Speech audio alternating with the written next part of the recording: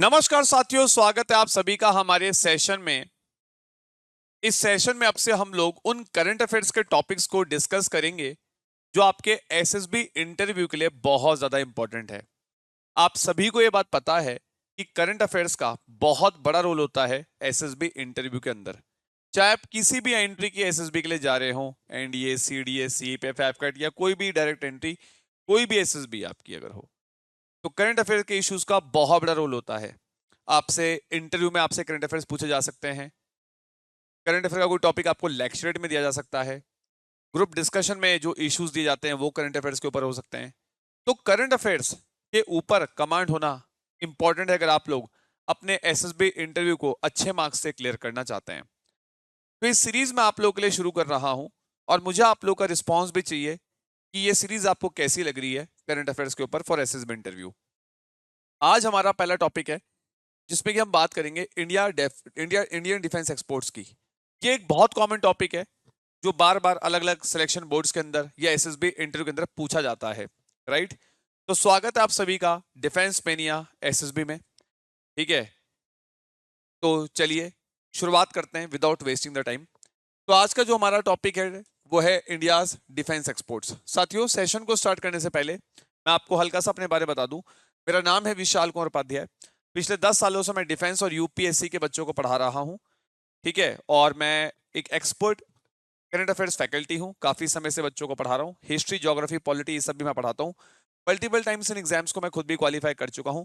Multiple times मैं SSB interview भी दे चुका हूं। तो अगर आप डिफेंस एग्जाम की प्रिपरेशन कर रहे हैं तो करंट अफेयर्स के लिए मुझे फॉलो कर सकते हैं। तो चलिए आइए स्टार्ट करते हैं। साथियों, सबसे पहली बात होती है कि दो शब्द होते हैं, ठीक है। इंडियन इंडियन डिफेंस एक्सपोर्ट्स का पहले तो आप मीनिंग समझो। इंडियन डिफेंस एक्सपोर्ट्स का मतलब क्या होता है। दो शब्द होते हैं साथियों। एक शब्द होता है इंपोर्ट, एक शब्द होता है इंपोर्ट, और साथियों एक शब्द होता है एक्सपोर्ट। एक शब्द होता है एक्सपोर्ट। इंपोर्ट का मतलब क्या होता है कि जब इंडिया किसी कंट्री से कोई सामान खरीद रहा है, जैसे आपने देखा होगा अभी हमने रशिया से कुछ समय पहले S-400 एयर डिफेंस सिस्टम खरीदा। अभी कुछ समय पहले हमने रशिया से S-400 एयर डिफेंस सिस्टम खरीदा। इस इस S-400 एयर डिफेंस सिस्टम का बहुत इंपॉर्टेंट रोल था, अगर आपने देखा हो ऑपरेशन सिंदूर के अंदर, राइट। जब अभी हमारी पाकिस्तान से झड़प हो गई थी तो पाकिस्तान ने कई सारी मिसाइलों से हमारे ऊपर हमला करना चाहा और उन मिसाइलों को हम हमारे इस S-400 एयर डिफेंस सिस्टम ने उन मिसाइलों को नस्ते नाबूद कर दिया, न्यूट्रलाइज कर दिया आसमान में ही। तो ये हमने कहां से खरीदा? ये हमने रशिया से खरीदा था, राइट। ठीक है, तो रशिया से जैसे हमने S-400 एयर डिफेंस सिस्टम खरीदा तो इसको क्या बोलेंगे कि हमने इंपोर्ट किया। तो मैं अगेन वही कह रहा हूं कि जब हम किसी कंट्री से कोई वेपन खरीदते हैं या कोई सामान खरीदते हैं, इसे बोलते हैं इंपोर्ट करना। अच्छा, ऐसे अब यहाँ पे आ जाओ एक्सपोर्ट। अगर इंडिया अपना सामान किसी कंट्री को बेच रहा है, अगर भारत अपना सामान किसी कंट्री को बेच रहा है तो इसे बोलते हैं एक्सपोर्ट करना। जैसे एग्जांपल ब्रह्मोस मिसाइल है ना, ब्रह्मोस मिसाइल आप सभी को पता है कि भैया इंडिया और रशिया ने मिलकर ब्रह्मोस मिसाइल बनाई है। अब आप सभी को अगर याद हो तो ब्रह्मोस मिसाइल हमने बेची है किसको? फिलीपींस को। तो फिलीपींस वो पहली कंट्री है जिसको इंडिया ने क्या बेची है? ब्रह्मोस मिसाइल। तो इसको हम क्या बोलेंगे? एक्सपोर्ट करना। जब हम कोई मिसाइल किसी देश को बेच रहे हैं, कोई सामान अपना किसी देश को बेच रहे हैं, एक्सपोर्ट करना। अब आप समझो हमारा टॉपिक आज का क्या है। हमारा जो आज का टॉपिक है वो है Indian defence exports. Indian defence exports का मतलब कि डिफेंस की वो कौन कौन सी चीजें हैं जो भारत दूसरी कंट्रीज को बेचता है। अब वो क्या क्या चीजें हैं जो हम दूसरे देशों को बेचते हैं वो तो बाद की बात है, पर पहले इस बात को तो समझो कि क्या इंडिया डिफेंस एक्सपोर्ट्स में लाए कहां पे करता है। अभी at present India defence exports में कहां लाए करता है। इंडियन डिफेंस एक्सपोर्ट्स का मतलब है कि इंडिया अपने कितने वेपन्स या इंडिया अपना कितना इंडियन डिफेंस एक्सपोर्ट्स का मतलब है कि इंडिया अपने कितने वेपन्स या इंडिया अपना कितना डिफेंस का सामान दूसरी कंट्रीज को बेचता है। तो मैं आपको पहले एक स्टैट यहां पे दिखाना चाहूंगा। इस स्टैट को ध्यान से देखना कि अगर हम बात करें कि 2024-25 वाले साल की अगर हम बात करें तो 2024-25 का जो पहला क्वार्टर था, यानी कि आप मान लो अप्रैल से जून, ठीक है। तो इस समय भारत ने अपना जो डिफेंस एक्सपोर्ट किया वो किया कितने का? 6,915 करोड़ का, ठीक है। जबकि अगर आप देखोगे तो 2023-24 में हम लोगों ने अपना डिफेंस एक्सपोर्ट किया था 3,885 करोड़ का।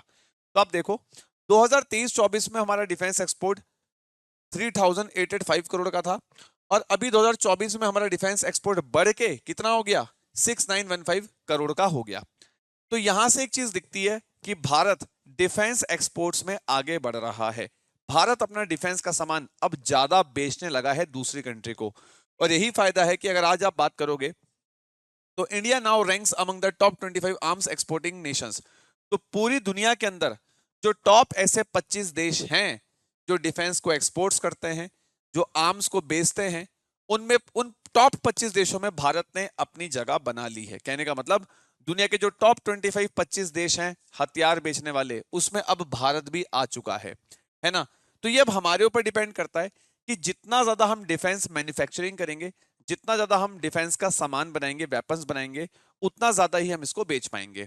आपको एक कंट्री के बारे में बता दूं जिसका नाम है यूएसए। यूएसए के बारे में खास बात आपको पता होनी चाहिए। आज आप देखते हैं अमेरिका के पास कितना सारा पैसा है ना। आज America as a super power है ना, आप सुनते होंगे। सोचो अमेरिका के पास आज इतना पैसा आया कैसे। देखो पैसा आने के तरीके बहुत हैं, पर अमेरिका के पास जो आज इतना पैसा है ना, उसके पीछे कई सारे कारण हैं, जिसमें से कि एक कारण मैं आपके साथ शेयर करना चाहता हूं। वर्ल्ड वॉर के समय से अमेरिका क्या कर रहा है, वेपन्स बना बना के, डिफेंस का सामान बना बना के अलग अलग कंट्रीज को बेच रहा है, जिससे अमेरिका ने दबा के बहुत पैसा कमाया। यही कारण है कि आज अमेरिका की जो इकोनॉमी है वो इतनी ऊपर है। एक लेटेस्ट एग्जांपल मैं आपको देता हूं। 2022 के फरवरी से बेसिकली अगर आप देखोगे तो रशिया और यूक्रेन का वॉर स्टार्ट हुआ था। आप देखो 2022 से 2025 हो गया, पर अभी तक ये जो रशिया यूक्रेन का वॉर है ये अभी तक खत्म नहीं हुआ। क्यों? क्योंकि पिछले 3 सालों से लगातार अमेरिका यूक्रेन को अपने वेपन्स बेच रहा था, राइट। तो देखो अमेरिका जैसे देश से आप सीखो कि अपने वेपन्स बेच बेच के कितना पैसा अमेरिका ने कमा लिया है। तो सोचो अगर इंडिया भी डिफेंस की मैन्युफैक्चरिंग को बढ़ा दे, है ना, अगर हम भी वेपन्स बनाए, डिफेंस का सामान बनाए, तो हम भी बेच के कितना पैसा कमा सकते हैं। हमारे लिए बहुत अच्छा एग्जाम्पल है जैसे हमने ब्रह्मोस मिसाइल को बेचा फिलीपींस को। ये हमारी बहुत अच्छी डील थी। इसके बाद अगर आपको याद हो तो इसी साल इंडोनेशिया के राष्ट्रपति को हमने चीफ गेस्ट के रूप में बुलाया था अपने रिपब्लिक डे के फंक्शन में, और इंडोनेशिया के साथ भी हम लोग डील करने जा रहे हैं कि हम इंडोनेशिया को भी अभी अपनी ब्रह्मोस मिसाइल बेचेंगे। तो अगर हम लोग अपना डिफेंस एक्सपोर्ट बढ़ाते हैं तो इससे हमारे देश की ग्रोथ बिल्कुल बढ़ेगी। नाउ इतनी बात आपको समझ में आई।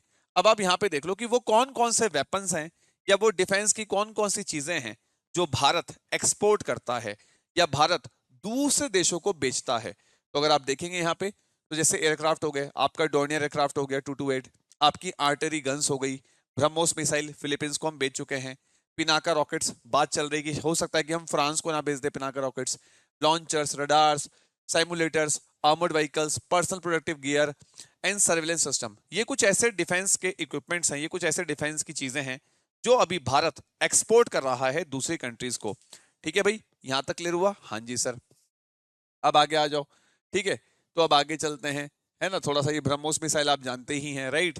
चलो अब और क्या है सर, हम अपना ये जो डिफेंस एक्सपोर्ट है ये कैसे बढ़ा सकते हैं। देखो साथियों, इसमें ना एक चीज हमें करनी पड़ेगी। जैसे कि अभी आप देखो यहाँ पे हमारी सरकार ने ना एक टारगेट रखा है।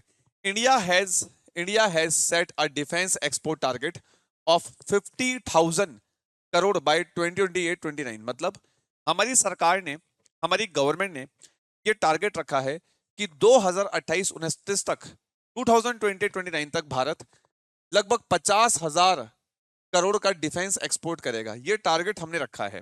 देखो ये टारगेट रखना बड़ी चीज नहीं है, बड़ी चीज ये है कि अगर हम कोई टारगेट रख रहे हैं तो क्या हम उसे अचीव भी कर पा रहे हैं, नहीं कर पा रहे हैं। तो अगर हम इस टारगेट को अचीव कर लेते हैं, अगर हम 2028-29 तक 50,000 करोड़ का डिफेंस एक्सपोर्ट करते हैं तो हमारी देश के लिए एक बहुत बड़ी सक्सेस होगी, राइट। उसके बाद अगर आप देखोगे तो सरकार ने ये भी पॉलिसी बनाई है कि भैया हम लोग 2025 से पहले पहले, ठीक है, 25 बिलियन डॉलर का डिफेंस मैन्युफैक्चरिंग करेंगे। मतलब 25 बिलियन डॉलर का डिफेंस का सामान हम अपने देश में बनाएंगे। ठीक है, और हमने ये भी टारगेट रखा है कि हम भैया 2025 तक 5 बिलियन डॉलर का डिफेंस एक्सपोर्ट कर देंगे। अब देखो ये तो पुराना टारगेट, इसको छोड़ दो। अभी जो नया टारगेट है इसको देखो कि भाई 28-29 तक हम 50,000 करोड़ का अपना डिफेंस एक्सपोर्ट करेंगे। अब अगर आप यहाँ पे देखोगे तो सर एक बात बताइए, वो कौन कौन सी कंट्रीज हैं जिनको भारत डिफेंस एक्सपोर्ट करता है, जिनको भारत अब डिफेंस का सामान बेचता है। तो गाइस अगर आप देखोगे तो 2000 से लेके 2023 के बीच में सिपरी की रिपोर्ट हमें बताती है कि भारत ने म्यांमार को बहुत सारा डिफेंस एक्सपोर्ट किया। ठीक है, मतलब 2000 से लेकर 2023 में अगर आप देखोगे, ईयर 2000 से लेकर 2023 तक Myanmar remain the largest importer of Indian weapons. मतलब ये कि लगभग 23 सालों तक म्यांमार ऐसा देश था जिसने भारत से सबसे ज्यादा वेपन्स खरीदे। ठीक है, तो आप सोचो लगभग 31% वेपन्स तो म्यांमार से ने ही हमसे खरीद लिए। ठीक है, उसके बाद अगर आप देखोगे, ठीक है, अगर हम बात करें फिर उसके बाद श्रीलंका आएगा दूसरे नंबर पे। ठीक है, फिर आप देखो फिर नंबर थर्ड पे मॉरिशस, नेपाल, अर्मेनिया, वियतनाम। तो कहने का मतलब ये सारी ऐसी कंट्रीज हैं जिनको भारत अपने डिफेंस का सामान बेचता है, वेपन्स वगैरह बेचता है। ठीक है, क्लियर है नाउ। अब सर यहां पर हमारे लिए इंपॉर्टेंट क्या है? सर वो कौन सा तरीका है जिससे कि हम भारत के अंदर डिफेंस की मैन्युफैक्चरिंग या डिफेंस का सामान बहुत ज्यादा मात्रा में बना सकते हैं? साथियों, इसका सबसे बढ़िया तरीका यह है कि अब हमारी सरकार को जितनी भी प्राइवेट कंपनीज हैं बड़ी बड़ी भारत के अंदर, उनको भी मौका देना चाहिए कि भैया प्राइवेट कंपनीज आप आओ और बढ़िया बढ़िया डिफेंस का सामान बनाओ, वेपन्स बनाओ, ताकि हम लोग ज्यादा सामान इंडिया में बनाएं और ज्यादा से ज्यादा हम लोग डिफेंस एक्सपोर्ट्स करें। आज के समय पे कई सारी ऐसी प्राइवेट कंपनीज हैं जो इंडिया के अंदर डिफेंस मैन्युफैक्चरिंग में पार्टिसिपेट कर रही है, जैसे कि Adani defence, L&T company, Mahindra, Reliance, Tata. ये जितनी भी कंपनीज के मैंने नाम लिए, अगर आप देखोगे तो ये सारी भारत की प्राइवेट कंपनीज हैं और ये सारी की सारी कंपनी आज सरकार के साथ मिलकर डिफेंस मैन्युफैक्चरिंग में एक बड़ा रोल प्ले कर रही हैं। साथियों, सिर्फ सरकार सब कुछ करती रहे, है ना, उससे हमें इतनी जल्दी ग्रोथ नहीं मिलेगी। पर ये जितनी बड़ी बड़ी प्राइवेट कंपनीज हैं, अगर आज ये भी देश में डिफेंस मैन्युफैक्चरिंग को बढ़ा दें तो हमारा डिफेंस मैन्युफैक्चरिंग बहुत ज्यादा होगा। और जितना ज्यादा हमारा डिफेंस मैन्युफैक्चरिंग होगा, उतना ही मतलब जितना ज्यादा हम डिफेंस का सामान देश में बनाएंगे, उतना ही ज्यादा हमारा डिफेंस एक्सपोर्ट बढ़ेगा। तो प्राइवेट कंपनीज का पार्टिसिपेट करना बहुत इंपॉर्टेंट है।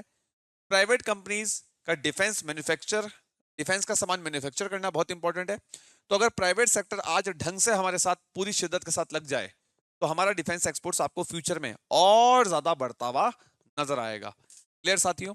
ठीक है, आई होप आपको यहां तक बात समझ में आ रही होगी। क्लियर है? क्योंकि देखो अभी तक क्या था, अगर आप देखोगे तो जैसे हमारे देश में एक सरकारी कंपनी हो गई HAL, यानी कि हिंदुस्तान एरोनॉटिक्स लिमिटेड हो गई। ठीक है, फिर इसके बाद अगर आप बात करोगे, DRDO हो गया, defence research and development organisation.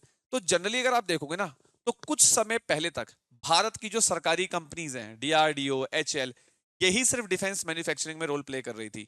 पर अब कुछ समय पहले से प्राइवेट सेक्टर को भी हमने डिफेंस मैन्युफैक्चरिंग के अंदर जो है इन्वॉल्व कर लिया है और फ्यूचर में हमें इसके अच्छे रिजल्ट्स देखने को मिलेंगे भी। जैसे अगर आप देखोगे तो टाटा कंपनी एक जो है एयरक्राफ्ट भी बना रही है जिसका नाम है C295, अगर आपने इसके बारे में पढ़ा हो, है ना। तो कहने का मतलब अब जैसे आप अडानी डिफेंस को देखो, तो अडानी डिफेंस ड्रोन्स वगैरह भी बना रहा है ना।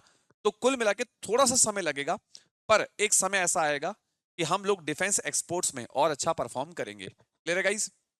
और अगर हमने डिफेंस एक्सपोर्ट्स में अच्छा परफॉर्म किया, ठीक है, तो आप समझो अगर हमने ज्यादा से ज्यादा डिफेंस का सामान इंडिया में ही बना लिया, हमने ज्यादा से ज्यादा डिफेंस के वेपन्स इंडिया में बना लिए, तो आप सोचो जो हम इतनी सारी कंट्रीज के ऊपर डिपेंड है ना, कई सारे देशों के ऊपर जो हम डिपेंड है।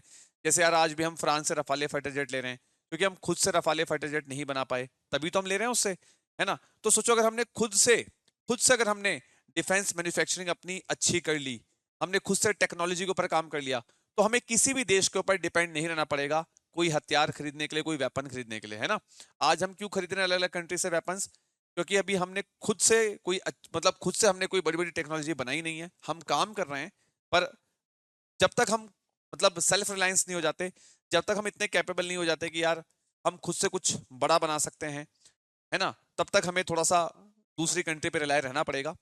पर यहाँ पे सबसे इंपॉर्टेंट चीज ये है कि इस समय पे अगर हम चाहते हैं कि हम खुद से बड़े बड़े वेपन्स बनाएं, खुद से बड़े बड़े हथियार बनाएं, तो इसके लिए हमें रिसर्च और इनोवेशन पर, रिसर्च और डेवलपमेंट पे हमारी सरकार को पैसा खर्च करना पड़ेगा। फ्रांस, USA, चाइना, ये सब देश आज इतने बढ़िया बढ़िया वेपन्स वगैरह क्यों बना लेते हैं? क्योंकि लोग रिसर्च पर, टेक्नोलॉजी पर, इनोवेशन पर पैसा खर्च करते हैं। तो जब तक हम लोग रिसर्च, इनोवेशन, डेवलपमेंट पे ज्यादा पैसा खर्च नहीं करेंगे, तो हम अच्छे हथियार या अच्छी टेक्नोलॉजी के हथियार नहीं बना पाएंगे। तो यहाँ पे इस पॉइंट को भी मार्क करना कि रिसर्च और डेवलपमेंट में भी पैसा खर्च करना जरूरी है, अगर आप अच्छी टेक्नोलॉजी के वेपन्स आज के समय पर बनाना चाहते हो दुश्मन के खिलाफ। ठीक है, आई होप आपको लेक्चर बहुत पसंद आया होगा। जितने पॉइंट्स मैंने आपको बताए, इन पॉइंट्स को अगर आप यूज करेंगे तो डेफिनेटली आपको आपके एसएसबी इंटरव्यू में हेल्प मिलेगी, चाहे वो लेक्चरेट हो, चाहे वो जीडी हो, चाहे वो आपका इंटरव्यू हो। साथियों, आपको ये सेशन कैसा लगा मुझे जरूर बताइएगा। ये हमारा टेलीग्राम है, इसे सर्च करके आप ज्वाइन कर सकते हैं। इंस्टाग्राम पे आप मेरे साथ यहाँ पे जोड़ सकते हैं। क्लियर। इसके अलावा साथियों, अगर आप डेली करंट अफेयर्स मेरा देखना चाहते हैं, ठीक है, तो मेरा डेली करंट अफेयर्स चलता है एग्जाम प्लेनेट यूट्यूब चैनल पर। ठीक है, मेरा चैनल है एग्जाम प्लेनेट, जिसमें कि मैं डेली करंट अफेयर्स पढ़ाता हूँ, तो आप उसको देख सकते हैं, उससे आपकी नॉलेज और अच्छी हो जाएगी। बाकी डिफेंस मैनिया पे आप हमारा एनडीए का ऑनलाइन बैच ज्वाइन करना चाहते हैं तो ज्वाइन कर सकते हैं। अग्नि बैच, ये ऑनलाइन बैच है एनडीए का, और बहुत डिटेल में सारे एजुकेटर्स में एनडीए के लिए पढ़ा रहे हैं। ऐसे ही हमारा ऑनलाइन बैच सीडीएस का भी चल रहा है डिफेंस मैनिया पे, जिसका नाम है जोश सीडीएस बैच। मात्र 2 से 3 हज़ार रुपए के बैचेस हैं, मैं इनमें खुद बैचेस में पढ़ा रहा हूँ। तो अगर आप इन ऑनलाइन बैचेस को ज्वाइन करना चाहते हैं तो आप कर सकते हैं, राइट। बाकी कोई भी डाउट्स हो तो आप कमेंट सेक्शन में बताइएगा। सेशन कैसा लगा ये भी बताइएगा, एंड प्लीज साथियों सेशन को लाइक और शेयर कीजिएगा ताकि बाकी बच्चों की भी हेल्प हो जाए। ठीक है, क्लियर एवरीवन। तो चलिए, मिलता हूं आपके साथ एक नई अपकमिंग वीडियो में। ठीक है, तो धन्यवाद, जय Hind, bye bye, take care.